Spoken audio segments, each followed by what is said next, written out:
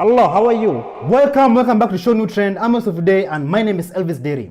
A survivor of the Bondi beach shooting in Australia had also been in Israel during the October 7th attack. Listen to this. I'm sure everyone has seen this picture by now of the individual who survived the heinous false flag attack that took place in Bondi Beach, Australia earlier this morning. The individual from the pictures is Arsen Ostrovsky. Ostrovsky is an international human rights attorney and self-proclaimed pro-Israel, pro-Zionist advocate. Ostrovsky was born during the former Soviet Union in Odessa, Ukraine, before him and his family immigrated to Sydney, Australia. He then went on to study law in Australia, where he initially practiced as a corporate litigation attorney and later on in his life in international law in the United States. In 2009, he participated in Israel's program known as the Massa,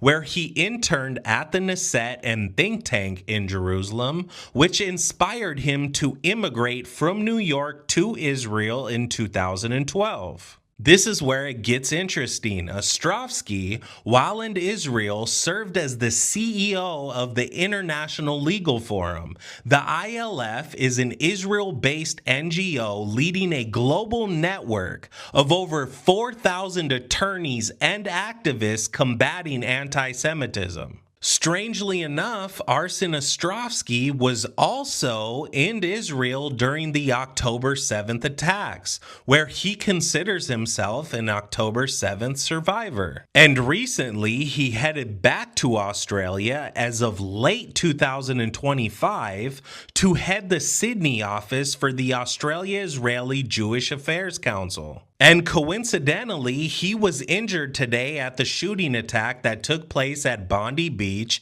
in Sydney, Australia during the Hanukkah event, which has been described as an anti-Semitic incident. This is Ahmed El Ahmed, a fruit shop owner who heroically disarmed a terrorist attacker. Oh!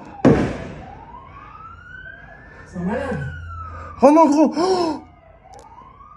Material at the moment because the injuries have been beyond horrific.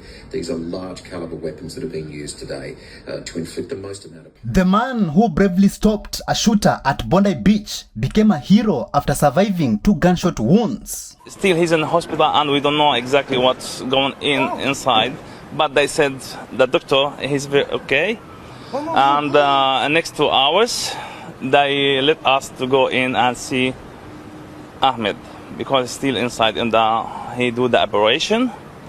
But we hope he will be fine. He's a hero, 100% he's a hero, because what we see on the social media, he's like is 100% hero. To his shoulder? Yeah, he have 2 shots, one in his arm here and one in his hand.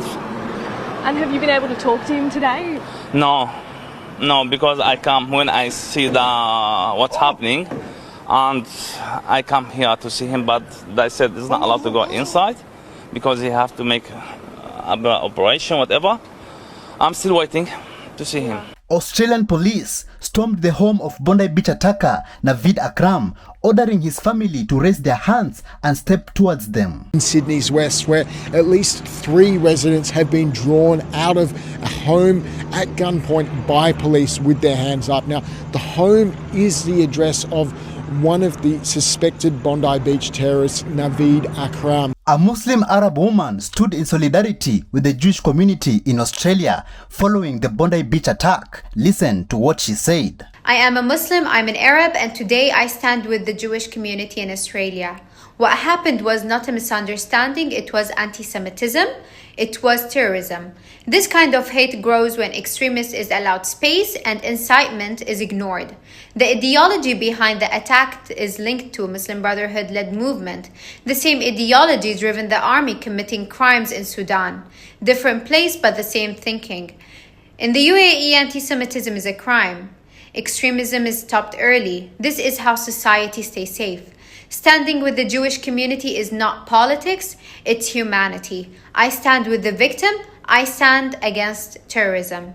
Mossad claimed Iran was behind the Bondi Beach Hanukkah party shooting, but can we really believe it? What are your thoughts on this? Israeli authorities, including Mossad, are going into Australia to spearhead the Australian investigation into the Hanukkah party beach shooting. And of course, within hours of joining the investigation, Israel is blaming the entire attack on Iran. Who did not see this coming? The odds are overwhelmingly so that if there was a legitimate investigation into whatever happened on Bondi Beach, that Mossad and Israel would be at the center of it. So of course, they come rushing in to blame the whole thing on Iran, just like they would do to the United States. Remember when they told us that Iran was trying to assassinate Donald Trump? Now they're telling the Australians that Iran is committing terror attacks on Australian soil. And all of this is being done for the express purpose of pushing white Western Christian nations into spilling their blood, into going to war on behalf of Israel, into joining in on their regime change blood feud with Iran and sucking Iran in to the very same globo homo cabal they want America to suck Venezuela into. Don't buy it. Thank you so much for joining us on today's show. See you in the next one. Bye bye.